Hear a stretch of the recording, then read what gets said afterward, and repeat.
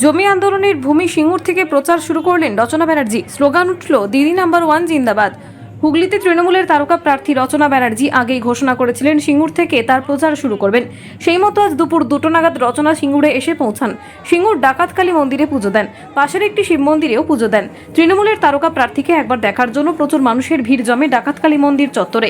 উলুধ্বনি, শঙ্খধ্বনি, ঢাকের বাজনায় স্বাগত জানানো হয় তৃণমূল প্রার্থীকে। ডাকাতকালী মন্দির থেকে বেরিয়ে পায়ে হেঁটে রতনপুর লোহাপট্টিতে যান রচনা। পথে নিজের নামে লেখা দেওয়ালে তুলি ধরেন।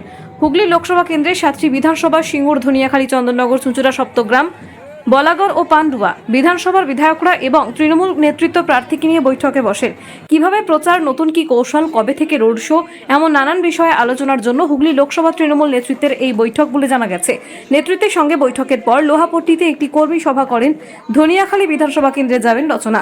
সেখানে ধনিয়াখালী বাস স্ট্যান্ডে সভা করার কথা তার। সেখান থেকে চুঁচুড়া গিয়ে তালডাঙ্গায় রাজরাজেশ্বরী মন্দিরে পুজো দেবেন।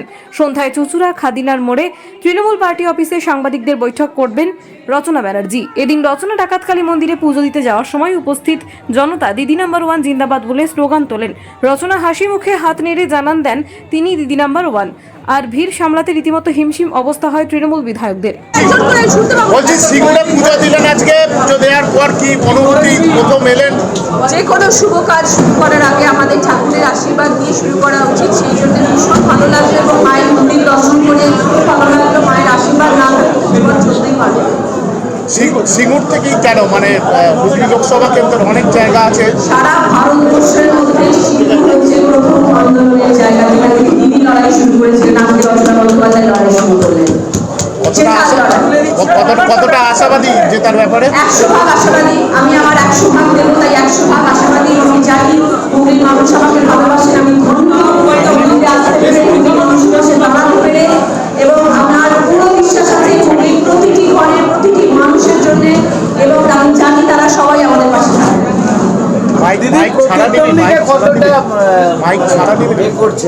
প্রতিদ্বন্দ্বী আমার থেকে অনেক সিনিয়র, সে রাজনীতি হয়তো অনেক বেশি বোঝেন, আমার থেকে বেশি বোঝেন, তাই জন্য উনি এত কাজ করেছেন হুগলির জন্য।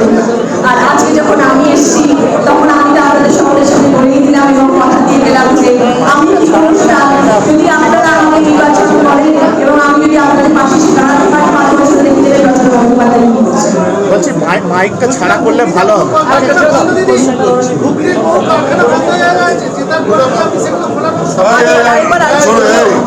হুগলির বহু কারখানা বন্ধ হয়ে আছে, যেটার পর আপনি কি সেগুলো কোনো চিন্তা ভাবনা করবেন? কিন্তু আমি যখন এলাম তখন তো দেখলাম অনেক কারখানা হয়েছে।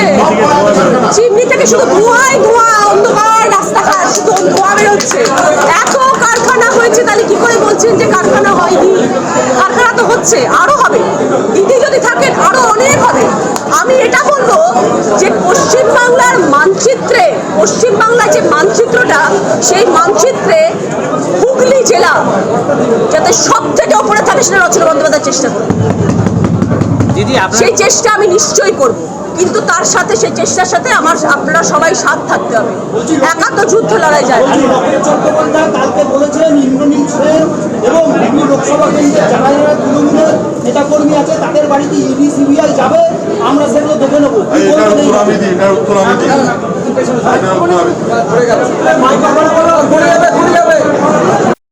যাচ্ছেন এবং বলছেন এখানকার জনগণ, আপনি তাদের উত্তর দিচ্ছেন যে এখানকার জনগণ বড্ড গায়েব ছবি দেখাচ্ছে। সিনেমার ডায়লগ, বলছি দিদি, আপনার যিনি বিরোধী প্রার্থী বিজেপির, এক সময় আপনার সহকর্মী ছিলেন, একসঙ্গে সিনেমা করেছেন, তিনি যেটা বলেছেন যে আমার লড়াই রচনা ব্যানার্জির সঙ্গে নয়, আমার লড়াই হচ্ছে মেন লড়াই হচ্ছে মোদির সাথে মমতার, ও আমার রাজনৈতিক প্রতিপক্ষ। আপনি কি বলবেন? এক সময় সহকর্মী যে আপনার রাজনৈতিক, এক সময় সহকর্মী ছিলেন, ঠিক আছে, এখন আর তো সহকর্মী নেই। তিনি এখন আমার প্রধানমন্ত্রীর সাথে মুখ্যমন্ত্রীর লড়াই, এটা তো লোকের চ্যাটার্জি প্রথমেই হেরে গেছে। ভারতবর্ষের প্রধানমন্ত্রীর সাথে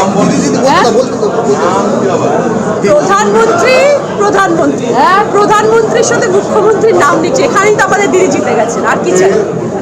জিতে গেছে। কি বলবেন? আপনার প্রতিপক্ষকে কি বার্তা দেবেন? কাজ করুন, আমরাও কাজ করছি, দেখা হবে ময়দানে। এবারে প্রচারে কি কি হাতিয়ার থাকবে আপনার? প্রচারে কি কি হাতিয়ার থাকবে? মন থেকে কথা, মানুষের ভালোবাসা, কতটা জয়ের ব্যাপারে আত্মবিশ্বাসী? উন্নয়ন, হুগলির উন্নয়ন, এটাই হাতিয়ার। যে 5 বছর কোনো রকম উন্নয়ন হয়নি, সেই উন্নয়ন করে দেখাবো আমরা। কতটা আত্মবিশ্বাসী জয়ের ব্যাপারে? অনেকটা আত্মবিশ্বাসী, 100% আত্মবিশ্বাসী। হ্যাঁ, সিঙ্গুর কি বাড়তি গুরুত্ব পাবে? আলাদা করে সিঙ্গুর প্রার্থী দূরত্ব, বাড়তি গুরুত্ব প্রার্থী গুরুত্ব, হ্যাঁ, প্রার্থী গুরুত্ব নিশ্চয়ই। তাই জন্যই তো দিদি আমাকে পছন্দ করেছেন, এখানে দাঁড় করিয়েছেন যে রচনাই একমাত্র করতে পারবে। তাই আমি আজকে আপনাদের সামনে এসেছি। দারুণ দারুণ দারুণ, আর হাতে কাটা দিচ্ছে যে আমি এরকম জায়গা, সুন্দর একটা ঐতিহাসিক জায়গা থেকে কাজ শুরু করবো। রাজনৈতিক ময়দানে আপনার প্রতিপক্ষের সঙ্গে দেখা হলে কি বলবেন? ও তো এখন বিরোধী। ও হাত জোর করে, আমি হাত জোর করি। আর রাজনৈতিক লকেট চ্যাটার্জি দাবি করেছে 35টার বেশি সিট পশ্চিমবঙ্গ থেকে। অনেকে অনেক কিছু দাবি করবে, দেখা যাক না, ফলের পরিচয় তারপরে বলছি নাগরিকত্ব আইন নিয়ে বিজেপি একটা নতুন আইন এনেছে, সেটা বরাবরে আপনার আগের বারে লোকসভা নির্বাচনে 36,000 মাইনাস ছিল তৃণমূলে, এবং সেখানে মুখোয়া সরকারের প্রচুর মানুষ আছে। কি বলবেন বরাবর? তারপরে প্রত্যেকটা সিট আমরা 21-এ জিতেছি। তারপরে তো প্রত্যেকটা সিট 21-এ জেতা হয়েছে। লোকের নিজেই হেরে গেছে তো চুচুড়ো থেকে, লোকের তো নিজে চুচুড়ো থেকে হেরে গেছে। সেসব ব্যাপারে আমি এই মুহূর্তে কোনো মন্তব্য রাখবো না। আমার কর্ম, আমার কাজ, সব কথা উত্তর দিয়ে দেবো। দিদি শেষ প্রশ্ন, নির্বাচনী প্রচারের সঙ্গে সঙ্গে দিদি নাম্বার 1 কি করে সামলাবেন? সব সামলাতে পারে। বললাম যে মেয়েরা চাইলে সব করতে পারে। দিদি নাম্বার 1ও চলবে, রাজনীতিও হবে, সব কিছু। মানে রাজনৈতিক ময়দানে কি জমি ছেড়ে দেবেন না এক পা? মানে রাজনৈতিক ময়দানে যখন এসেছে আর ছাড়াছাড়ি নেই, এখন লড়ার টাইম। আপনার তো সব হুগলির বহু কারখানা বন্ধ হয়ে আছে, যেটার পর আপনি কি সেগুলো কোনো চিন্তা ভাবনা করবেন? কিন্তু আমি যখন এলাম তখন তো দেখলাম অনেক কারখানা হয়েছে। চিমনি থেকে শুধু ধোঁয়াই ধোঁয়া, অন্ধকার রাস্তাঘাট, শুধু ধোঁয়া বেরোচ্ছে। এত কারখানা হয়েছে, তাহলে কি করে বলছেন যে কারখানা হয়নি? কারখানা তো হচ্ছে, আরো হবে। দিদি যদি থাকেন আরো অনেক হবে।